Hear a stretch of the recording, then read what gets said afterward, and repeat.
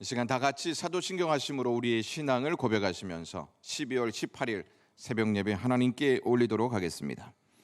전능하사 천지를 만드신 하나님 아버지를 내가 믿사오며 그 외아들 우리 주 예수 그리스도를 믿사오니 이는 성령으로 잉태하사 동정녀 마리아에게 나시고 본디오 빌라도에게 고난을 받으사 십자가에 못 박혀 죽으시고 장사한 지 사흘 만에 죽은 자 가운데에서 다시 살아나시며 하늘에 오르사 전능하신 하나님 우편에 앉아 계시다가 저리로서 산자와 죽은 자를 심판하러 오시리라. 성령을 믿사오며 거룩한 공회와 성도가 서로 교통하는 것과 죄를 사하여 주시는 것과 몸이 다시 사는 것과 영원히 사는 것을 믿사옵나이다. 아멘. 오늘 저희들에게 주신 하나님의 말씀은 역대하 35장 18절에서 19절 말씀까지만 보도록 하겠습니다. 선지자 사무엘 이후로 이스라엘 가운데에서 유월절을 이같이 지키지 못하였고 이스라엘 모든 왕들도 요시아가 제사장들과 레위 사람들과 모인 온 유다와 이스라엘 무리와 예루살렘 주민과 함께 지킨 것처럼은 유월절을 지키지 못하였더라. 요시아가 왕위에 있은 지 18째 해에 이 유월절을 지켰더라. 아멘. 우리는 종종 격에 맞는 행동을 해야 한다는 말을 듣습니다. 격에 맞는 행동은 신분에 준하는 행동입니다. 격은 세 가지가 있습니다. 성격, 인격, 품격입니다. 대통령은 격에 맞게 행동해야 하고 지도자들도 역시 격에 맞게 행동해야 합니다. 격에 맞게 행동하지 않으면 자격이 시비거리가 됩니다. 직임과 격, 신분과 격은 항상 같이 갑니다. 격을 다른 말로 답게로 묘사할 수 있습니다. 대통령은 대통령답게, 지도자는 지도자답게 행동해야 본분을 다하는 모습을 보입니다. 구원받은 우리는 하나님 백성이라는 신분을 갖고 살아갑니다. 구원받은 하나님의 백성은 하나님의 백성답게 격을 갖추고 삶을 살아야 합니다. 이스라엘 백성은 하나님께 구원받아 하나님의 백성으로 사는 특권을 얻은 자들이었습니다. 그런데 그들은 하나님의 백성답게 살지 못했습니다. 하나님의 백성이 하나님을 버리고 우상을 섬기면서 욕종에 불을 붙이고 번영을 추구하면서 경거망동한 삶을 살았습니다. 그리스도인들이 세상 사람들의 시빗거리가 되는 것은 그리스도인답게 격에 맞지 않는 행동을 하는 데서 발생하는 것이다, 이렇게 말씀드릴 수 있습니다. 구원받은 우리가 하나님의 백성답게 살려면 무엇보다 먼저 우리 안에 구원의 은총이 얼마나 귀한 것인지, 구원의 은총이 얼마나 복된 역사인지를 심중에 깊이 간직하고 감사하는 삶을 살아야 합니다. 이것을 잃어버리면 하나님의 백성답게 살 수 없을 뿐만 아니라 세속화되어지는 데 일조하게 됩니다. 오늘 본문은 요시아가 유월절과 무교절을 지키기 위해 준비하는 과정을 소개합니다. 왜 이렇게 유월절과 무교절을 지키는 내용을 중요하게 다루고 있는 것일까요? 지난번 역대하 31장에서도 말씀드렸듯이 유월절과 무교절은 구원의 은혜에 감사함으로 응답하는 절기입니다. 그리고 장차 메시아를 통해 완성될 구원을 바라보는 절기입니다. 그러므로 구원을 담고 있는 유월절과 무교절을 중요하게 다루고 있다는 것이 의미 있는 내용이죠. 구원을 담고 있는 절기보다 더 의미 있는 절기는 없습니다. 그런데 이렇게 중요한 절기를 이스라엘 백성은 망각하여 지키지 않고 있었습니다. 18절 말씀 보시면 선지자 사무엘 이후로 이스라엘 가운데에서 유월절을 이같이 지키지 못하였고 이스라엘 모든 왕들도 요시아가 제사장들과 레위 사람들과 모인 온 유다와 이스라엘 무리와 예루살렘 주민과 함께 지킨 것처럼은 유월절을 지키지 못하였더라, 이렇게 말씀합니다. 왜 그들은 유월절을 지키지 못하고 있었을까요? 구원의 은총이 얼마나 귀하고 얼마나 복된 역사인지를 깨닫지 못하고 죄의 심취에 하나님을 버렸기 때문이었습니다. 하나님께서 우리에게 베푸신 가장 값진 선물이 무엇이라고 생각하십니까? 하나님께서 우리에게 베푸신 가장 값진 선물은 구원의 은총입니다. 구원의 은총 말고 다른 무엇이 우리에게 더 값진 선물이 될 수 있겠습니까? 구원은 우리의 힘으로 그 어떠한 것으로도 얻지 못하고 오직 하나님께서 우리에게 값없이 주실 때만 얻게 되는 은총입니다. 우리는 구원의 은총이 우리에게 가장 값진 선물임을 좀처럼 받아들이지 못하는 경향이 있습니다. 왜 그런지 아십니까? 우리가 어떠한 존재인지 바로 인식하지 못하기 때문이죠. 우리는 하나님을 버리고 하나님의 뜻을 거부한 채 우리 중심적 삶을 사는 죄인입니다. 죄인에게 임하는 것은 하나님의 노여움으로 인한 진노밖에 없습니다. 그런 우리를 구원하셨다는 것은 우리를 향한 하나님의 최고의 선이 아니겠습니까? 요시야는 여호와의 전에서 발견한 율법책을 읽고 들으면서 자신이 어떠한 존재인지를 바로 깨닫게 됩니다. 역대하 34장 19절에 왕이 율법의 말씀을 듣자 곧 자기 옷을 찢더라라고 말씀합니다. 말씀을 보니 자신의 죄가 보였고 또한 백성의 죄가 보였습니다. 34장 21절에 너희는 가서 나와 및 이스라엘과 유다의 남은 자들을 위하여 이 발견한 책의 말씀에 대하여 여호와께 물으라. 우리 조상들이 여호와의 말씀을 지키지 아니하고 이 책에 기록된 모든 것을 준행하지 아니하였으므로 여호와께서 우리에게 쏟으신 진노가 크도다 하니라 라고 언급합니다. 그들의 죄는 34장 25절 말씀처럼 하나님을 버리고 우상을 숭배하는 악한 죄였습니다. 그 죄의 결과로 하나님의 노여움을 받게 되고 그 노여움이 꺼지지 않게 되었다 하는 사실을 듣게 됩니다.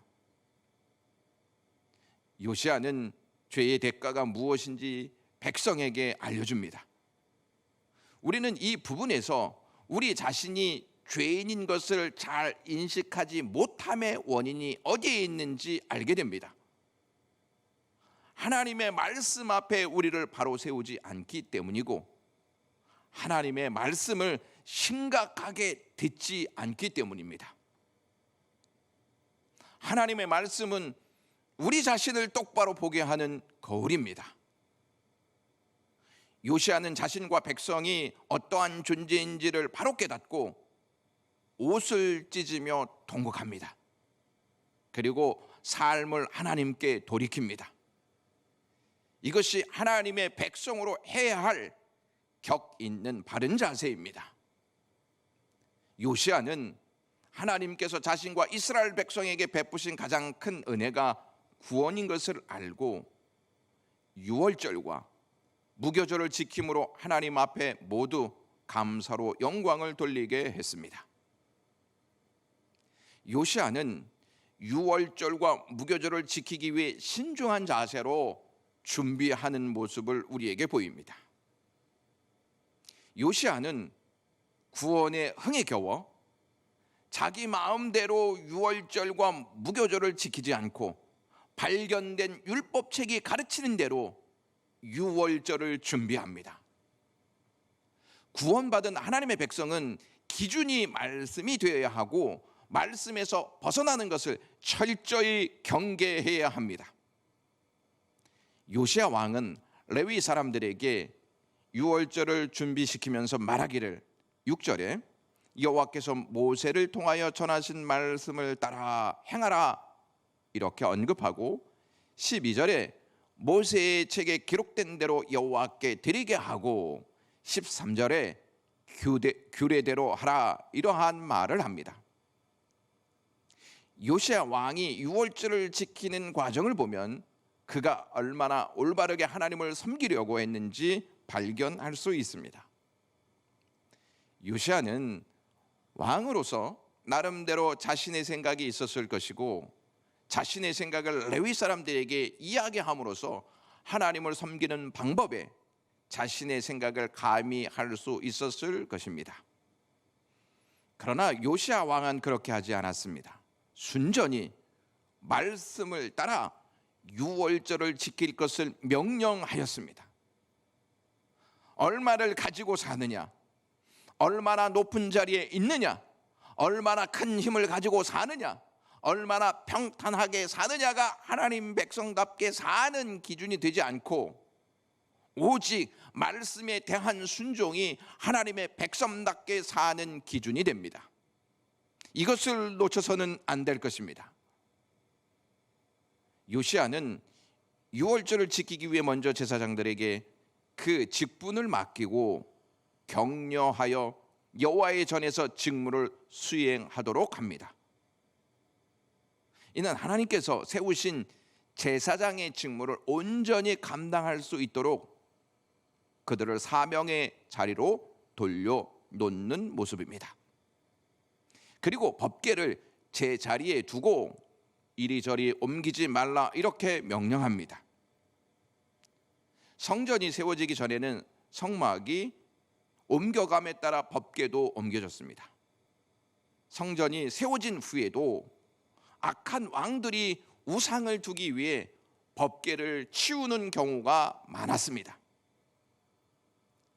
요시야는 말씀을 따라 제사장과 법궤를 제자리로 돌려놓습니다.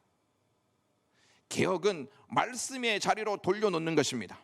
그리고 자신을 하나님 앞에 바로 세우는 일, 이것이 개혁입니다. 요시야는 유월절을 지키기 위해 규례에 맞게 준비하게 합니다. 4절에 스스로 준비하고 6절에 준비하되 14절에 준비하니 준비함이더라 이렇게 기록되어 있고 15절에 준비하였음이더라 16절에 여호와를 섬길 일이 다 준비됨에 이러한 말씀이 언급됩니다. 여기서 우리의 예배를 돌볼 필요가 있습니다. 요즘 대면 예배가 아니고 온라인 예배라 해서 준비 없이 예배하는 모습이 있다면 하나님 백성다운 자세가 아닙니다. 코로나로 하나님을 향한 우리의 자세가 그릇되지 않도록 주의해야 합니다. 우리를 구원하신 만왕의 왕이신 하나님은 그렇게 만홀히 여김을 받으셔야 할 분이 결코 아니십니다. 우리의 자세, 예배 순서 하나하나를 철저하게 준비해서 하나님 앞에 올려야 합니다.